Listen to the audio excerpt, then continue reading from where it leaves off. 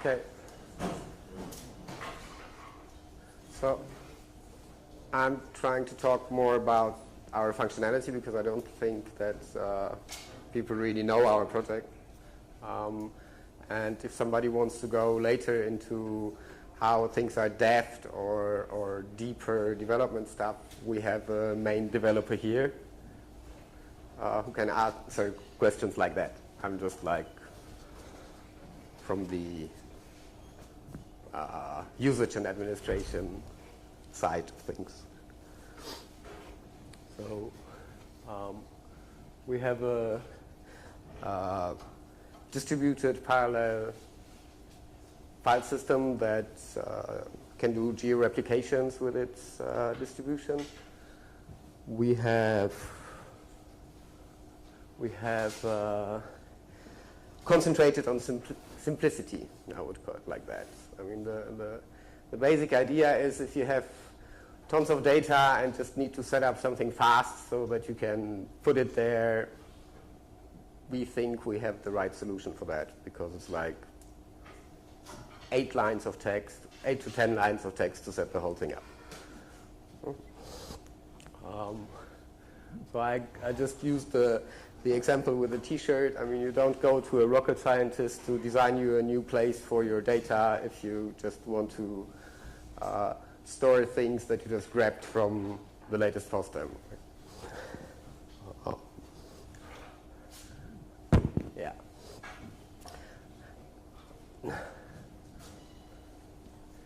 Yeah, we are basically the system has 2 main components. You have a metadata server and as many chunk servers as you like. I think the limit currently is 1024 chunk servers. You can store up to 1 exabyte of data.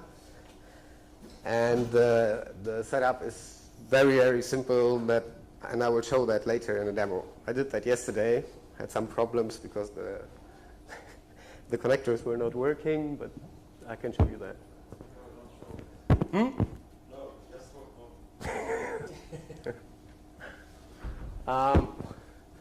So there's basically no real learning curve. There's 1 command to manage the system. There are about 2 config files for a master and 3 for a chunk server that mostly you don't need to touch. The default configuration will do nearly everything for you. The only thing you have to do is to tell the chunk servers where the master is and where you want them to store your data.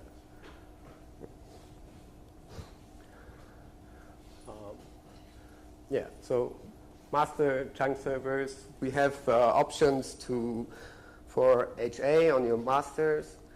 When one of the masters fail, then the one that has the latest version of the data just takes over. The switchover is very, very fast.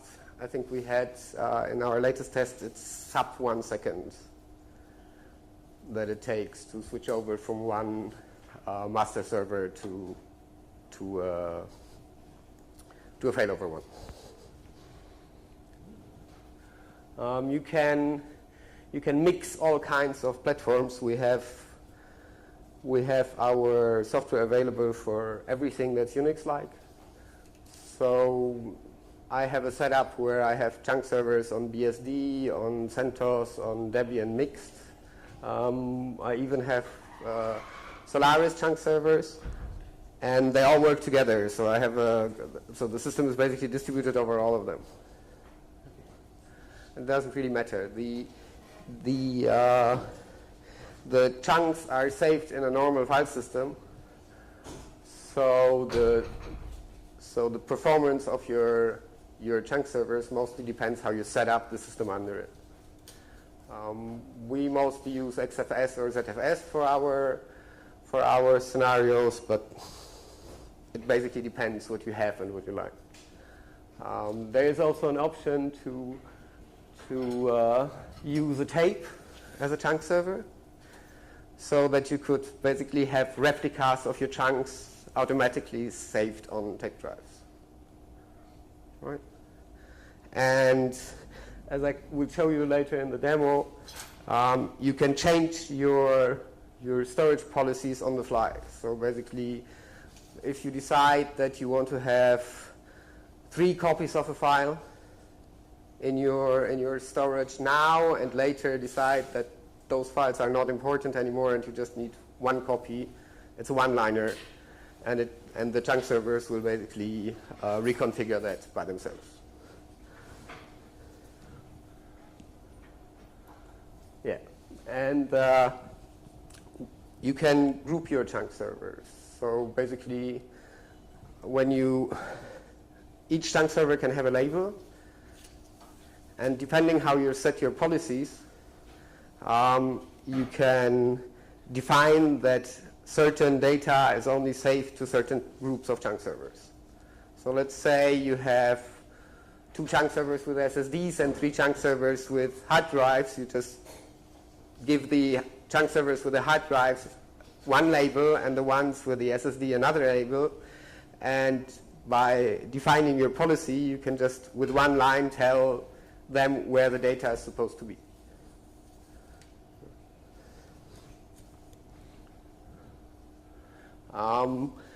Besides replication, we also support erasure coding. The advantage of erasure coding, besides that you have more space, is that the system then starts striping. So basically, as you set your erasure codes, your system gets parallel writes.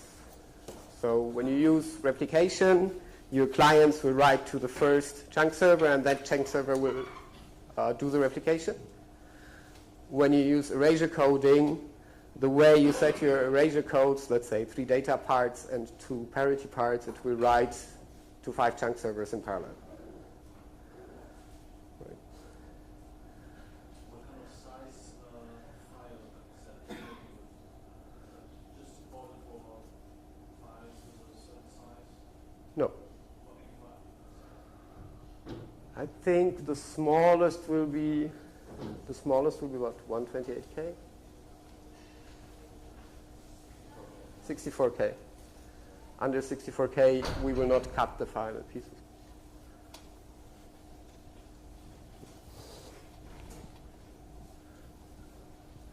Yeah, since with erasure coding the system is parallelized, you will basically get nearly the same performance from few slow systems, from few fast systems, like from a lot of slow systems. Right?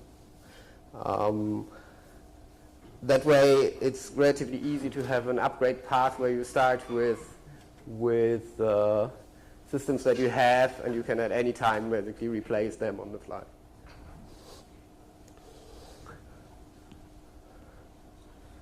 Yeah, with the labeling that I talked about, you can create some kind of basic tiering, because you can set speed labels and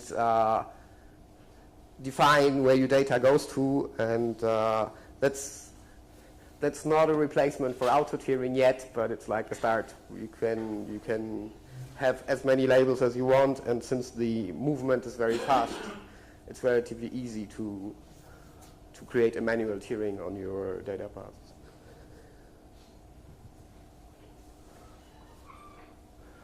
Okay, so we have a system that we developed for the master server high availability, which is based on the REST protocol and is using a quorum. The reason why we developed that is that we had quite some problems with using what was available there. There were a lot of split branch scenarios, and in general the switchover was too slow. And with our new HA for the master servers, we have, in my experience, under 1 second switchover time.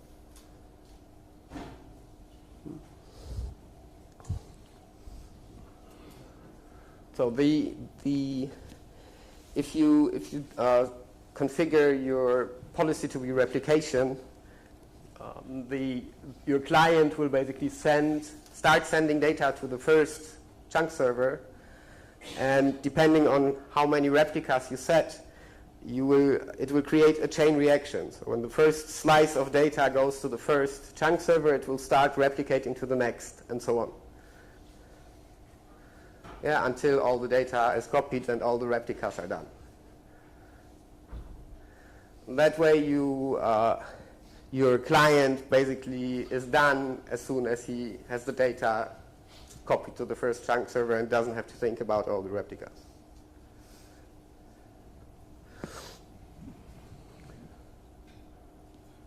Yeah, we have metadata only snapshots. So basically it's a copy on first write system. So like in a ZFS system, you would basically have no space occupied by your snapshots, and we have no limits on the amount of snapshots right now.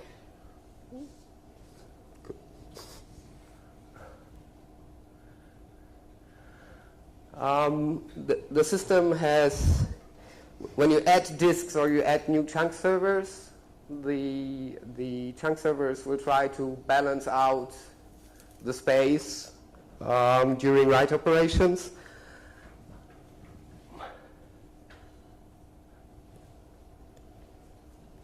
And yeah.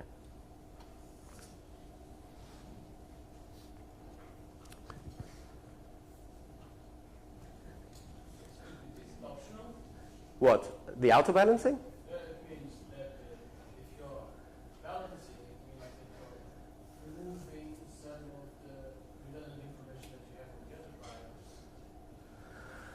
No, basically if you said that you want to have 3 copies of every chunk, it will still keep 3 copies on 3 different chunk servers. The point is it will try to have the same amount of data on the amount of drives and chunk servers that you have. It's not, unless you use labels, it does not stick to certain chunk servers. So you can set a policy of 3, have 20 chunk servers, it will always keep 3 copies, but it will not tell you where. So it will distribute and auto-balance the data so that all your chunk servers are utilized in the same way. Right. For a given object, how do you figure out where it should be? That depends if it's replication or if it's erasure coding. If it's replication, I think it's round robin. No? How do you figure out where an object should land? Well, it depends on its replication code.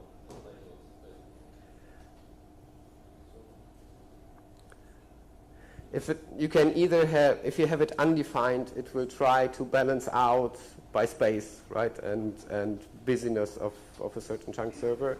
If you have labels, then it will go there where you defined where it should write to.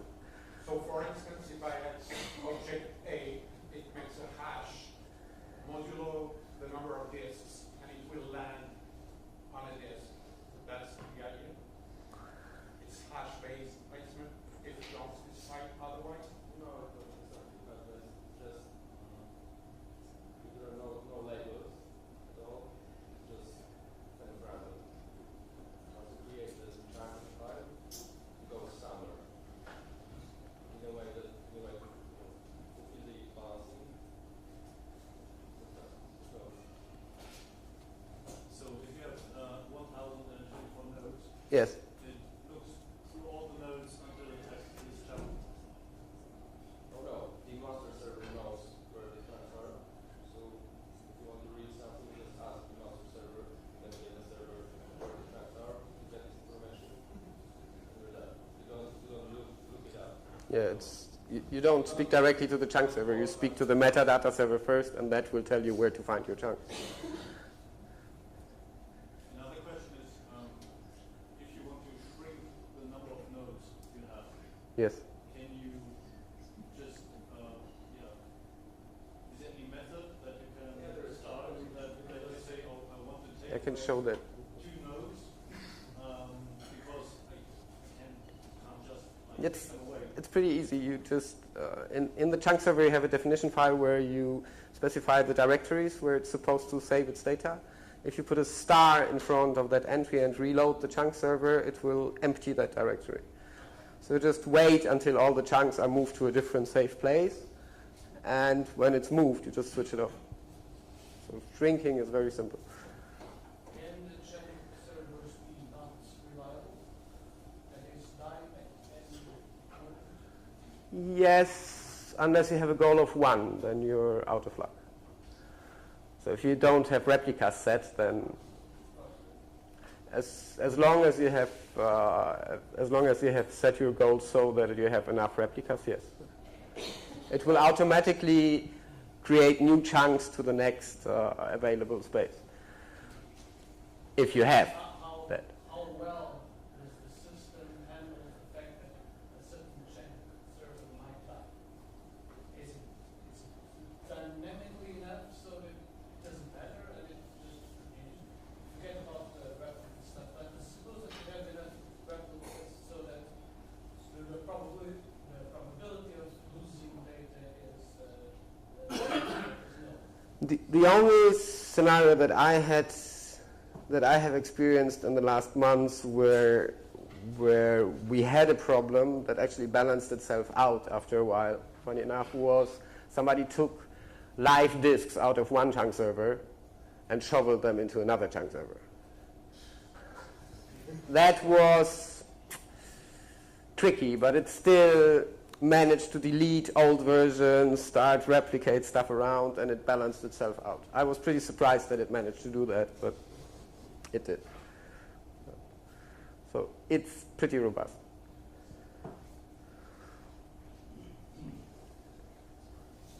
I was looking if anybody has any other questions. So yeah, we run, like I said, on nearly everything. I personally have tried BSD, CentOS, Debian, Solaris. What else? Oh, I have a server and a client on the Mac. There is a commercial Windows client for people that insist on that operating system. I don't think that there's any platform that we couldn't support. I know that there are people running it on ARM. There's a relatively small community for that. There's one university in Germany that wants to set up a rather large ARM scenario. I'm pretty interested how that will work with the new 64-bit ARM. So if you have any other adventurous Unix-like operating system you would require LizardFS on, we can port that probably as well. The FreeBSD port took about 3 hours. Yeah. So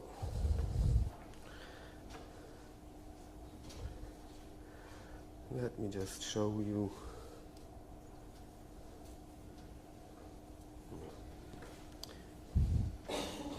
I'll just connect the demo computer. I basically created a very small setup to show how a LizardFS just gets set up in minutes.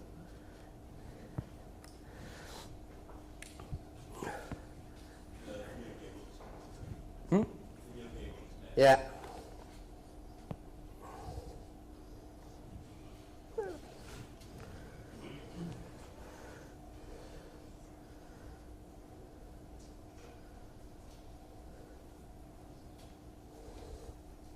I just have to wait for the network to wake up.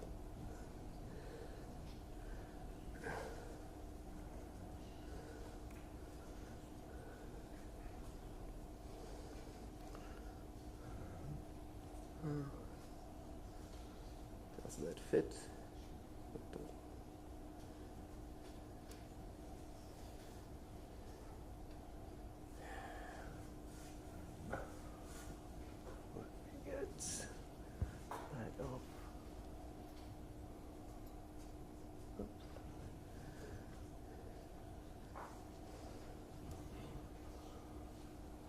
Yeah, so I basically set up a couple of containers in Proxmox. Just to show a fast setup.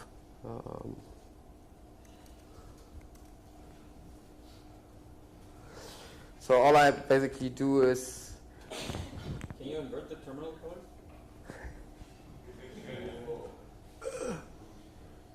I try. Just have to get that back.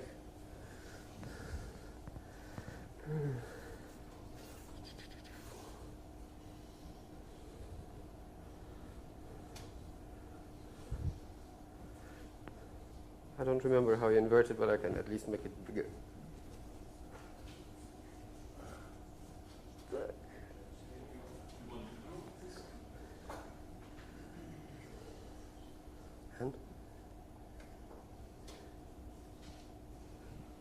And that won't help. Yeah, but now I don't know where the terminal is. It's okay. Okay. So, is that readable? Yeah. Cool. Yeah, so basically we hard-coded some stuff. If you don't set a name for the master server in the configuration files, it will assume that it's called MFS master. So all you have to do if you want to do a fast setup is put MFS master in your host file and point it to the IP of your metadata server. Right? So basically the MFS master entry sets it up. So yeah, there's one thing I didn't talk about. That you can define a topology of your storage scenario. You can set which chunk servers should be preferred by which network segment. Right. So that way, if you have a large, complex network infrastructure, you can make certain clients just talk preferably to certain chunk servers. We have a customer that has a large rendering farm with a pretty chaotic network structure, and since they are trying to keep copies of all the data on all the chunk servers so they are close to the rendering nodes, they use topology to basically have one client always talk to one chunk server. So what I basically do is I just copy the sample files from the packages .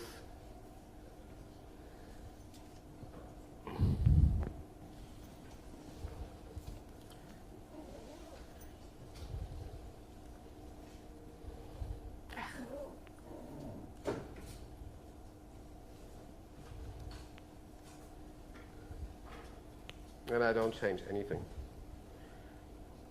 I have to create an empty metadata file.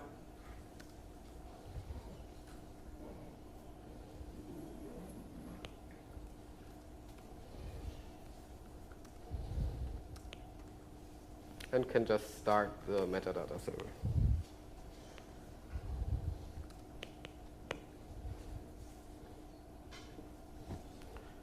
So can just check on the browser. I don't know. Let's get this one again.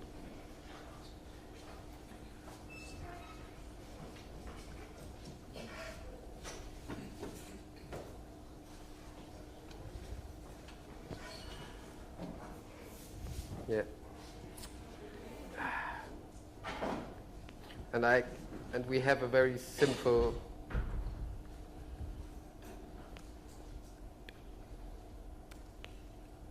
web interface that basically lets you monitor the stuff. On that resolution it's a bit limited, but you can see you have a started metadata server. You can see how much RAM it has, how much RAM it occupies.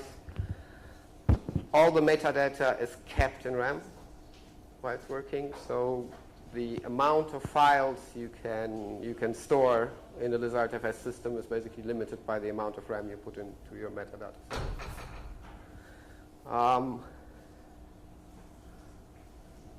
Yeah, so we have a metadata server basically running. I will attach 2 chunk servers to it, which is also quite simple. So it's just one package. It's called LizardFS chunk server. I have created a directory for the chunks. It's called LizardFS1. And I have 2 files to configure for that.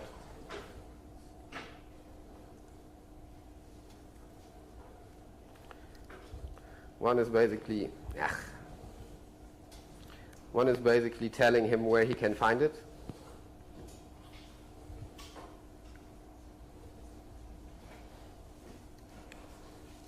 And the other one is a configuration file where I can keep the default values because I put MFS master into the host file.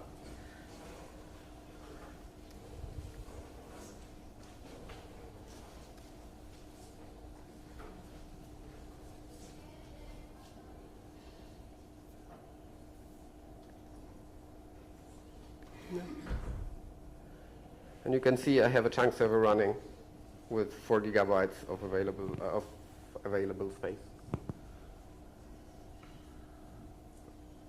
So adding another chunk server is just doing exactly the same. And you can see in this example configuration file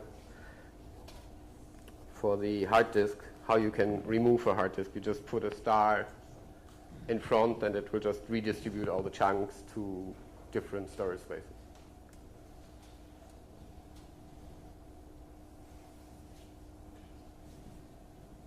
How do clients actually connect to the cluster? What protocol do you use?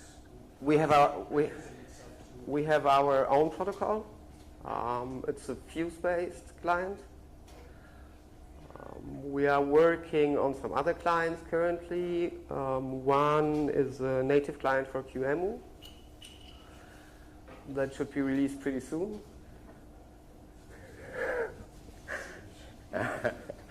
Another one is an emulation interface for HDFS, so that you can connect Hadoop-like systems to it. And there is a plan to release an NFS conversion, so that you could locally connect via NFS, and it would speak Lizard on the network side. Do you have plans to support multi-tenancy? Multi-tenancy in which way? Having different users that can mount shared storage with quotas and different users not seeing each other's files. So we have a full POSIX implementation. That's not the same thing. And you can define rights for hosts per directory and per subdirectory. It's basically similar how you would do an NFS setup. So you define on the master which part of your namespace you want to be available to which clients, basically. So the rest of the namespace will not be visible for the clients. If it won't be totally visible, you can inhibit reads, but I don't know if it will not show you that there is a directory available.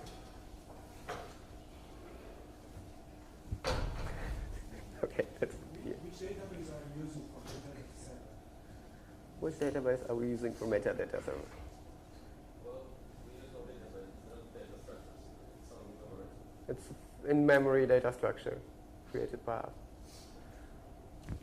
What language did you implement on the C++. What's the performance like? If I have a rack full of high-end servers with 10 gigabit SFP links, is that something I can saturate? It depends how many streams you have. Single speed currently is about 600 megabytes. The QEMU driver seems to be a bit faster, has about 750 megabytes in our last tests. But that's per single stream. So, for example, if you would do KVM hosting, we usually do one mount per virtual machine, and each mount would have 750 megabytes. So yes, you could saturate it, but not with a single stream. Is LizardFS a good choice for metadata heavy workloads like Maildeals? Like Maildeals. like media. Maildeals, email storage. If it's mail storage with single small files, not yet. It's like we said before, if it's under 64K, the file will not be split, so you will not really have distribution, and the performance would go down. You mentioned you support snapshots. Are these on a file level or on the entire cluster file system? Where does the snapshot occur? Any object. Plus you can, one thing, yeah, I don't have the client now here, but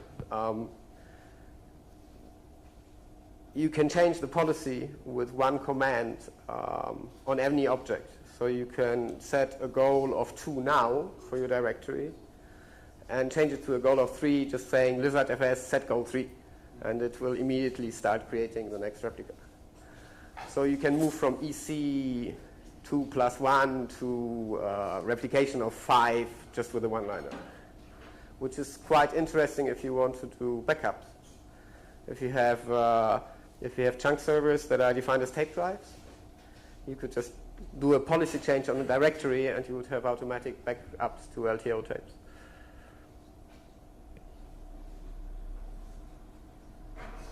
And you get it back by changing the policy on that directory with another line. Do you have an idea of the ratio of storage to memory? Yes. Files, amount of files per RAM. I have a table, but I don't remember it.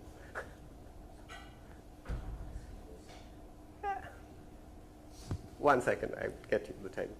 I can give an example. We're running it at a school I work for, and we have about 50 million files, and it takes about 14 gigs of RAM.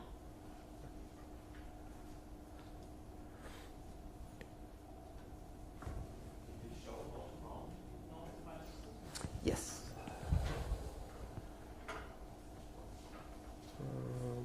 Let me go here. So you have there's a client.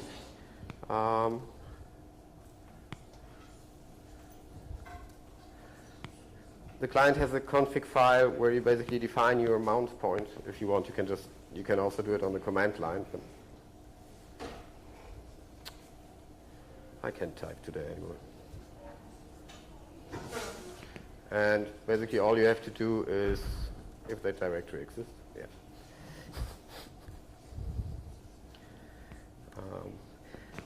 Again, it has to know where the MFS master is. If you use a different name for your metadata server, you have to set it in the configuration file. If not, it works right out of the box. And there's your directory. It's mounted. And actually, say we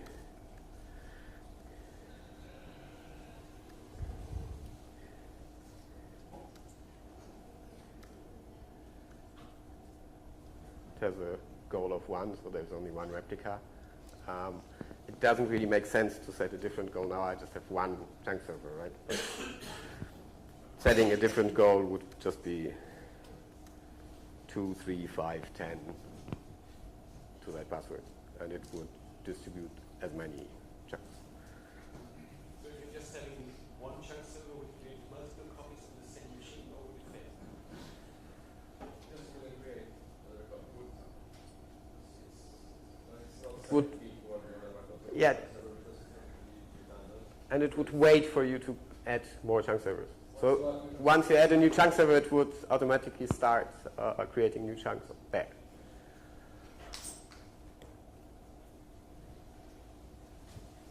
When you restart the entire cluster, Yes. how do you do the metadata? It creates it creates, it dumps the memory to disk every, Piotrek, how often do we dump the metadata to disk?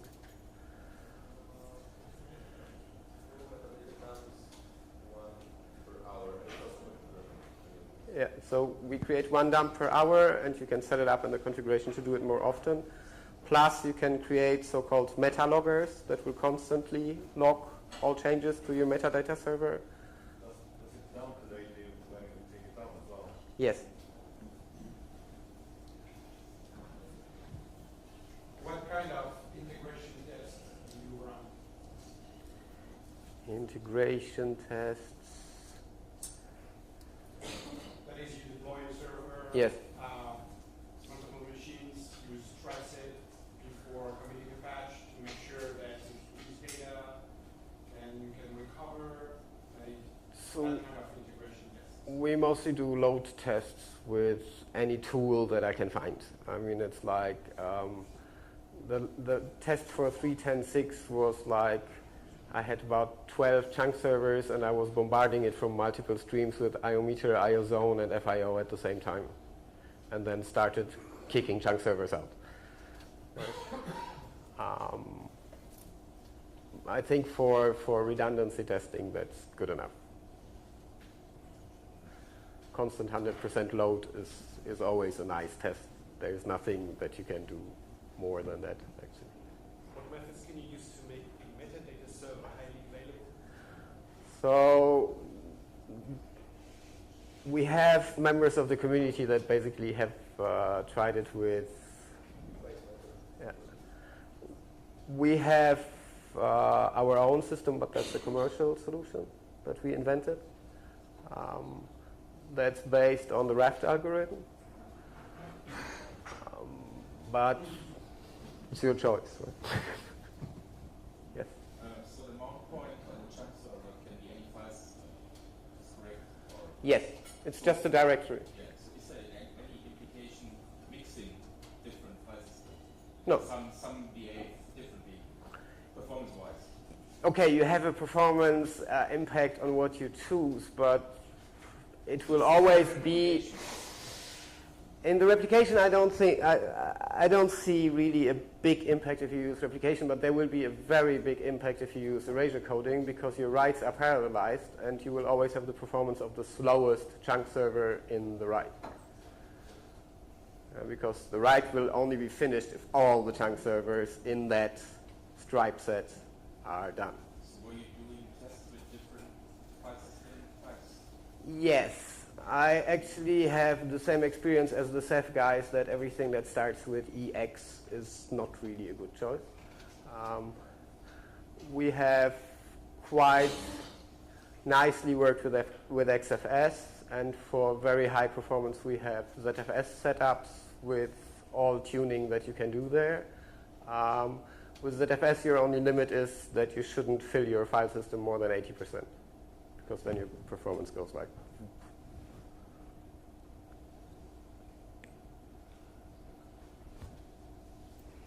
Okay, I can't.